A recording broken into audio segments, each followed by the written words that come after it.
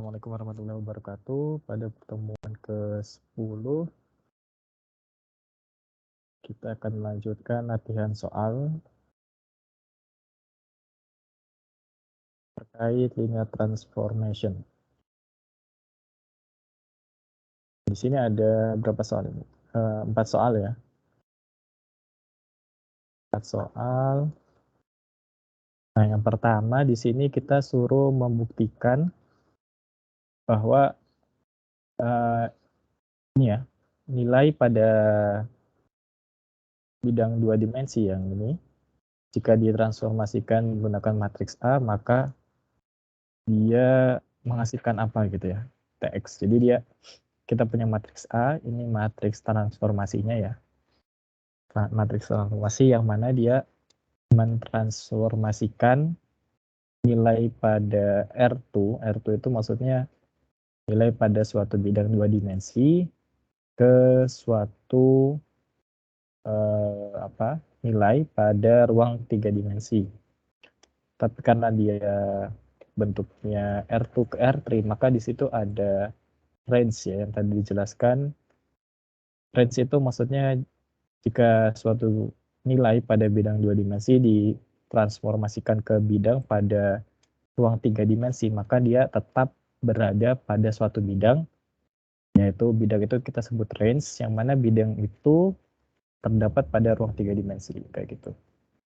Nah, maka di sini cara mentransformasikannya ya tinggal kita kalikan ya. Kalau operasinya sederhana ya, tinggal kita kalikan matriks A dengan matriks dengan vektor X gitu ya. Di sini dicari ya, kita ada suatu titik pada suatu gambar ya, 2 min 1. Kemudian dicari nilai hasil transformasinya. Yang kedua, B ini find X yang terdapat dalam R2, yang mana ketika ditransformasikan akan menghasilkan nilai seperti ini ya. Jadi ini kebalikannya. Jadi diberikan nilai TX, kemudian kita punya nilai A, maka disuruh mencari nilai X-nya ya. Kemudian yang nomor 2, kita suruh membuktikan apakah benar bahwa jika kita punya transformasi, di sini kita punya transformasi yang mentransformasikan C2 ke C2, maksudnya C di sini adalah suatu nilai bilangan kompleks gitu. Jadi Z1 ini terdiri dari nilai-nilai bilangan kompleks ya. Jadi ada nilai real dan nilai imajiner di dalamnya ditransformasikan ke dalam suatu nilai C2 juga. Jadi ditransformasikan ke suatu nilai yang dimana dia terdapat bilangan kompleks terdiri dari dua elemen. Nah, yang ketiga ini ya suppose that nomor 3 seperti ini, sama ya. Jadi di sini dia transformasi yang mentransformasikan R2 ke RT, di mana yang ditransformasikan itu basisnya. Jadi kalau kita lihat 1,0 ini ya udah ini basis ditransformasikan dari bidang 2 dimensi ya, karena dia cuma punya 2 elemen, kemudian ke bidang 3 dimensi ya, ini basisnya. Jadi dia mentransformasikan misalkan pada suatu gambar gitu, kamera ya, gambar 2 dimensi ke 3 dimensi ya, ini berarti di ruang 3 dimensi ya, berarti di dunia nyatanya seperti apa gitu. Nah, itu kurang lebih seperti itu. Nah, setelah kita dapat nilai basisnya kan sudah berubah, maka bisa kita cari nilai berapapun dapat ditransformasikan ke 3 dimensi seperti apa gitu kan. Karena minus 35 ini kan disusun dari basis 10 dan 01 gitu. Nah, yang terakhir ini M itu seperti ini. Nilai ada suatu matriks ya M. Kemudian disuruh mencari atau menjelaskan ya linear transformasi dari TM ini secara geometris itu seperti apa. Kalau kita lihat matriksnya ini kan terdiri dari 2 vektor ya, 10 dan 0-1. Nah, 10 ini kan seperti kalau misalkan dalam 2 dimensi kan gini ya, ke kanan. Sedangkan 0-1 itu ke bawah ya, jadi gini dan gini ya, jadi kurang lebih ya gambar seperti ini. Ini 1, 0 ya. Dan ini 0, dan 1. Ya, kalau secara geometris seperti ini ya, dalam ruang 2 dimensi. Cuman di sini sudah membuktikan linear transformasi dari TM. Oke, di sini kita coba bahas dari nomor 1 terlebih dahulu.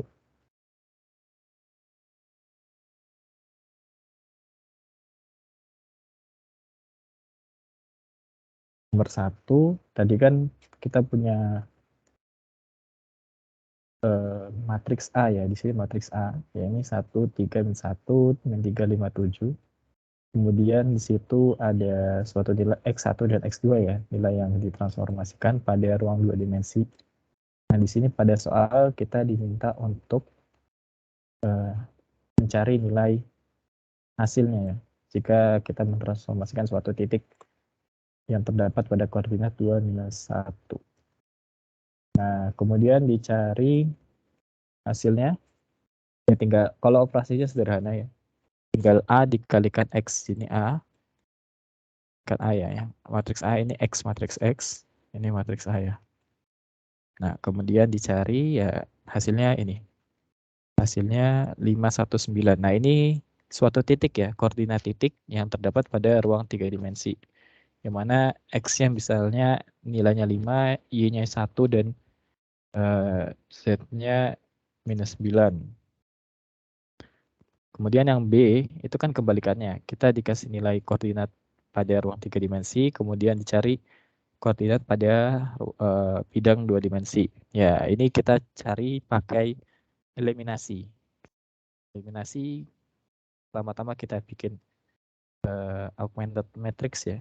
Augmented matrixnya seperti ini. Kemudian dieliminasi. Eliminasi biasa ya, ini pakai Gauss elimination ya.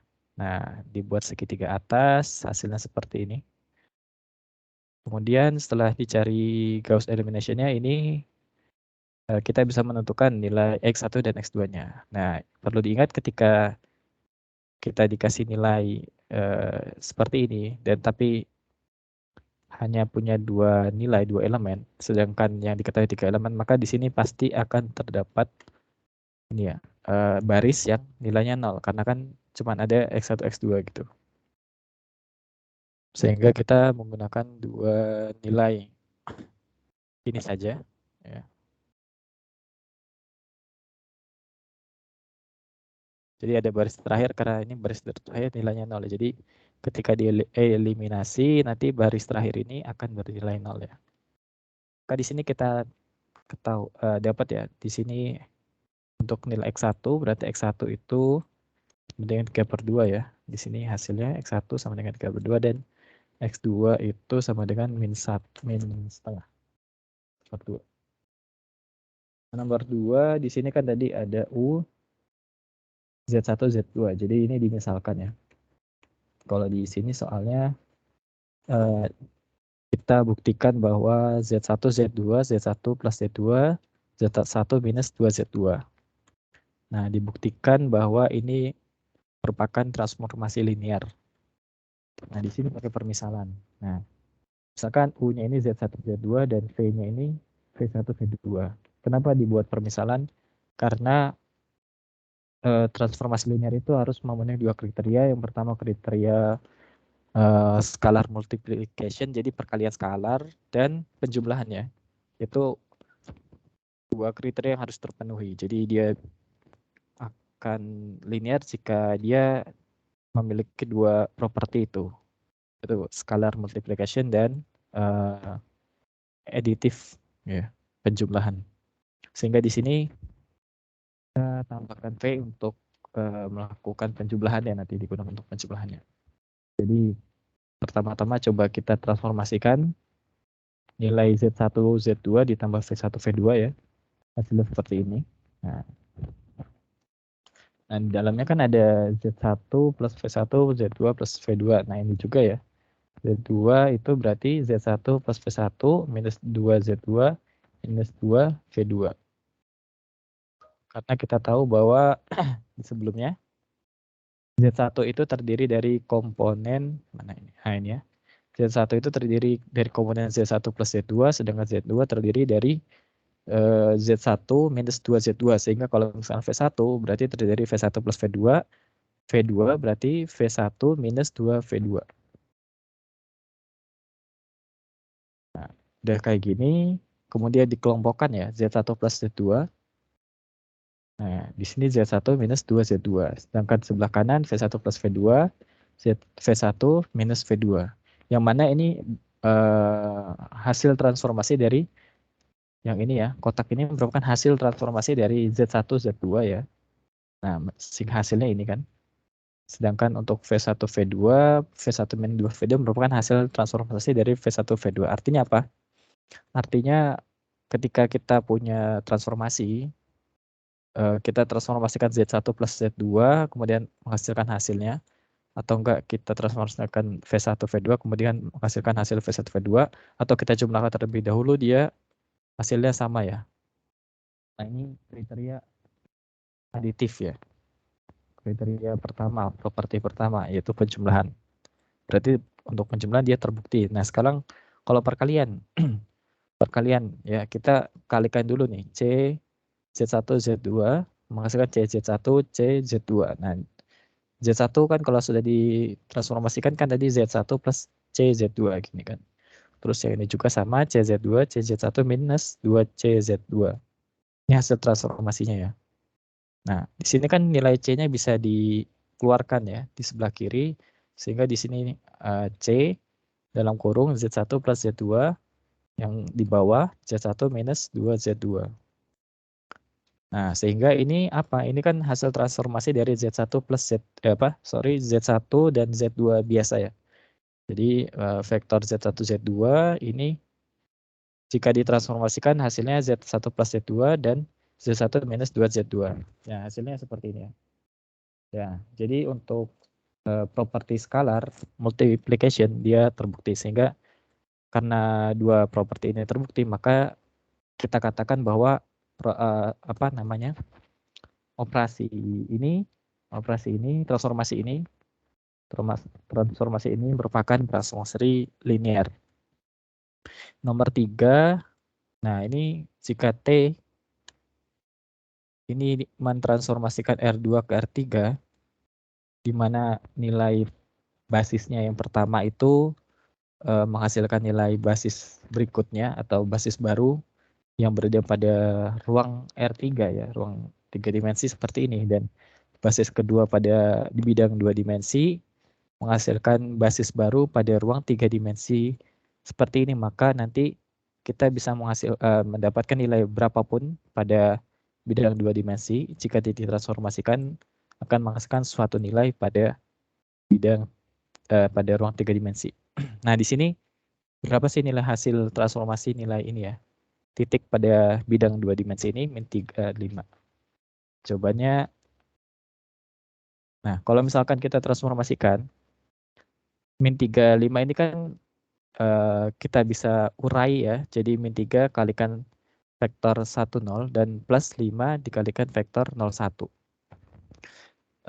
Karena linear, transformasi linear artinya kan dia bisa dipecah menjadi dua ini ya, bisa dipecah menjadi properti skalar, multiplication, dan additif ya. Jadi penjumlahan dan perkalian. Nah, sehingga ketika nilai min 3 dan 5 ini kita pecah, dia bisa dilakukan transformasi sendiri-sendiri. Yaitu transformasi ini dulu dan termasuk berikutnya itu transformasi terhadap nilai 5 ini. Nah, transformasi yang pertama itu dia terapkan pada basis yang pertama nih ya, basis 1, 0. Sedangkan untuk nilai skalarnya kan kita bisa keluarkan ya. Kita bisa keluarkan terlebih dahulu seperti yang sebelumnya. Sehingga nanti yang ditransformasikan ya cukup basisnya saja. Sedangkan untuk skalarnya bisa kita kalikan di belakangan.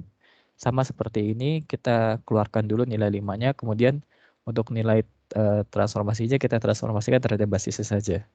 Sehingga tadi kan kalau kita sudah punya hasil transformasi terhadap basis, maka kita bisa mencari nilai berapapun ya yang berada pada bidang 2 dimensi tersebut. Jadi kalau misalkan kita punya bidang 2 dimensi, terus kita punya basisnya, ya. Yang mana basis ini membuat suatu kolom space ya, kolom space. Terus sehingga apa? Semua titik yang berada pada kolom space itu kita bisa urai menggunakan basis-basisnya ya. Nah, karena basisnya sudah punya hasil transformasi, sehingga ya nanti gampangnya tinggal kita kalikan saja hasil transformasi dengan nilai koefisien skalarnya gitu ya. Nah, tadi kan transformasi 1 0 ini jadi ya 4 min 1 2 dan ini min 3-nya kita taruh sebelah sini. Yang 5 juga sama. Basis 01 min 3 dikalikan hasilnya seperti ini. Min 12, 3, min 6 ditambah 0, 10, 15. Menghasilkan min 12, 13. Nah, ini hasil transformasi suatu titik pada bidang 2 dimensi. Ya, ini titik yang berada pada koordinat min 3, 5. Jadi suatu titik yang berada pada ruang 3 dimensi ya. Jadi 2 dimensi ini ruang 3 dimensi. Ya, dia ternyata berada pada titik 12, 13, 9 koordinatnya. Ya, kalau misalkan ini masih dari bidang ke suatu ruang. Yang 4 ini nah ini ya, jika kita punya matriks M, di sini matriks M ini mungkin suatu ini ya, matriks transformasi ya, linear transformasi. Nah, sehingga jika kita lihat secara geometris, pada dasarnya dia merupakan nilai yang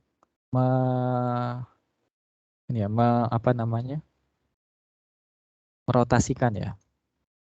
Jadi kalau kita punya gambar seperti ini, dikalikan dengan matriks tadi ya, TM, maka akan menghasilkan seperti ini. Coba kita lihat. Dengan mengalihkan matriks M dengan standar basis, ya jadi kan kalau standar basis itu 10 dan 01.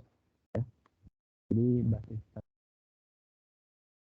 kita ketahui bahwa hasil transformasinya ada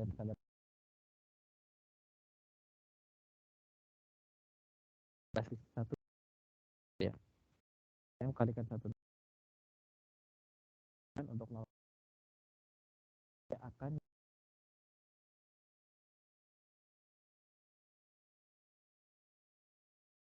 pertama ini ya.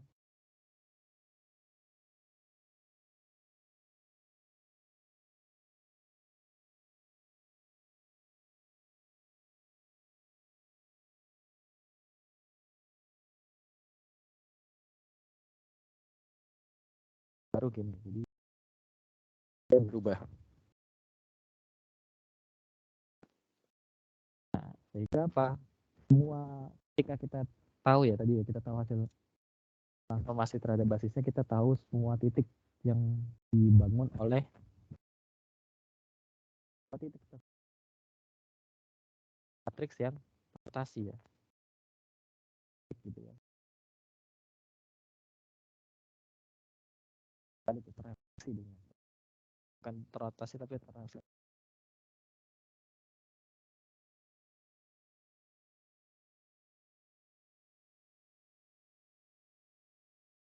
Seperti ini. Nanti transformasikan dengan matriks TM, gambarnya akan tercerminkan seperti ini ya. Ini jadi hasilnya ya. Ini hasilnya. Kayak cermin. Transformasi matriks M ya.